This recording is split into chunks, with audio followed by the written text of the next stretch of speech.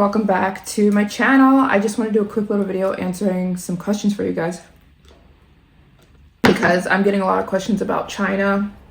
A lot of people are interested in traveling to China, and I think it's amazing because when I first moved here in 2016, I don't live here anymore, but I did live here for 4.5 years in Shanghai, China. I was a student. I went to school here. When I did come to China, this was not the case. There was not all this international tourism. You weren't seeing, like, TikTok wasn't a thing yet, but like you weren't seeing on the internet all these people traveling to China, people solo traveling to China. You weren't seeing that. The world had a very bad opinion about China, and I'm so happy to see that that's changing. I love it so much. I think that's an amazing it's something that came out of travel blogging. I mean, you can't trust the news because the news has an agenda, and China was always beautiful. It's just people didn't know until recently. So I do think China is one of the more difficult countries to travel. It's very difficult to travel here. It's not just a simple, easy process. So I'm going to answer some questions about China that I think you need to know before you come here. Let's get straight into it. But first, I have to thank donators. So I'm filming this video pretty close to my last video. And so I've been fundraising for my mission to visit every country in the world. I know you guys are like, MJ, where are the travel blogs? We've got travel blogs coming. Don't worry, you guys. Things are in the works. But one of the hardest parts about trying to travel all the time and visit all these countries is how expensive it is. So yeah, I have 60 countries more, and trust me, you guys, you're gonna see, they're gonna get done. Thanks for believing in me. I'm still very much on this mission to visit every single country in the entire world. Absolutely.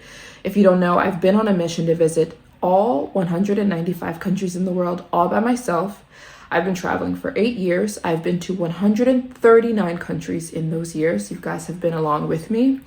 I have 60 countries left. Exactly 60 countries before I can say that I have successfully visited every country in the world. So I have a GoFundMe to raise 60K to help me finish those 60 countries. Obviously, it's way more than that. It costs way more than that, but it would be a giant help. Flights and all that stuff, and the way everything is like becoming more expensive because of all the stuff going on in the world. So yeah, the GoFundMe helps with that. So if anyone wants to support, I've been shouting you guys out every day. I'm trying to raise the entire GoFundMe in the month of April. So far, we have raised 11,606 out of 60K, and I'm trying to raise the rest before the end of the month. Yeah. So the last donator, I'll put you on the screen. I think it was Darren. Was it Darren? Thank you so much for your $20 donation. I shout you guys out every day. If you can or are willing to support my mission and this channel, I'll put the GoFundMe link in the description box of this video. Okay. Let's get into, by the way, follow me on TikTok. I just joined TikTok world, Mary Jane Travels _ and follow me on Instagram, MaryJane_travels. I have a few things to tell you guys about China. So in China, everything is blocked. Google is blocked, YouTube is blocked, Instagram is blocked, Google Maps is blocked, everything is blocked because China doesn't want their people to be Americanized. So they have their own social medias here and their own way of doing things. They also don't want to be spied on. So when you come to China, you can't just use TikTok and YouTube unless you know the back road. So I'm going to help you guys out. Also, this is not a money country anymore. I would say 96% of people don't use money. You have to use a QR code, so that can get kind of confusing if you don't know what to do. So let me answer some questions I get all the time about China. Is China foreigner friendly? Absolutely. Absolutely. Absolutely. You have to understand this is a very big nation. There are almost 2 billion people here in China. And growing. Their numbers are growing. And a lot of Chinese people have never seen foreigners. So depending on where you are, they might be interested, like, oh, where are you from?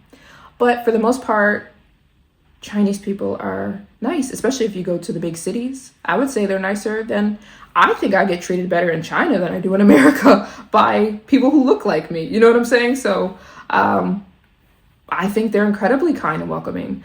You have to remember, humans are human beings. So when you go to work, is everybody nice? In your family, is everybody nice? It's stupid to say everybody's nice. But I feel that way, to be honest. I'm not going to beat that to death, but I think they're nice and they're very welcoming, and it does help to learn a language. I always tell people, stop saying you can't do something. Learn a language before you come to a country. And I'm not saying you have to learn the whole language, but let's just say, you're going to Japan and you have 6 months in front of your trip, or you have 3 months. You have enough time to scroll on your phone. You have enough time to take a little course. Hi, bye, yes, no. That's all. Like, that goes a long way. It shows that you care and you're just not expecting people to adapt to you. But I am fluent in Mandarin because I used to live here. I speak Chinese, and I mean, they'll love you to death if you speak Chinese. They will just eat you up. They'll be so pleased with that. But you don't have to. So anyways, yeah. So what do you do when you come to China? You need to download this app. I'll put it on the screen. It's called, in English, it's like a map. You need that because Google Maps doesn't work here. So if you're trying to figure out how to get from point A to point B, you cannot use Google Maps. It's not going to work even with a VPN. Also, I would say download a eSIM provider. I use Airlo. eSIMs help with, you can buy yourself an eSIM.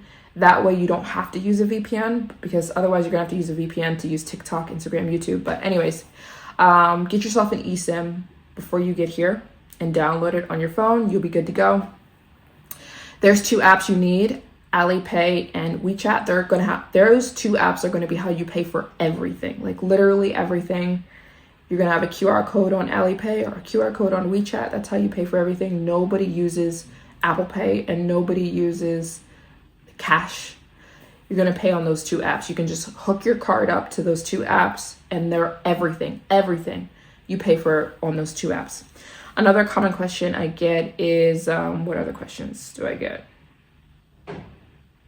Oh, download this app. It's called Rednote or Hongbao.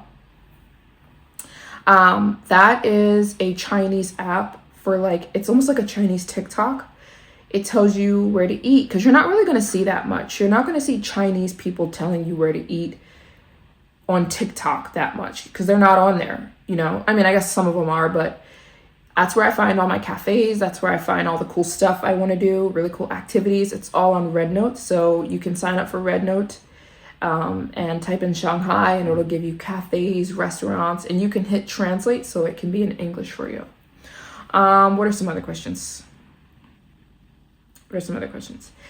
I don't really like to answer questions about the moving process to China because I feel like that's really thorough and so specific to who you are and what you want to do. I do get a lot of those questions like, Mary Jane, I have questions about moving to China. Don't ask me, please, because it's too in-depth. You need somebody to sit down. You need to figure it out because it's going to be specific to you.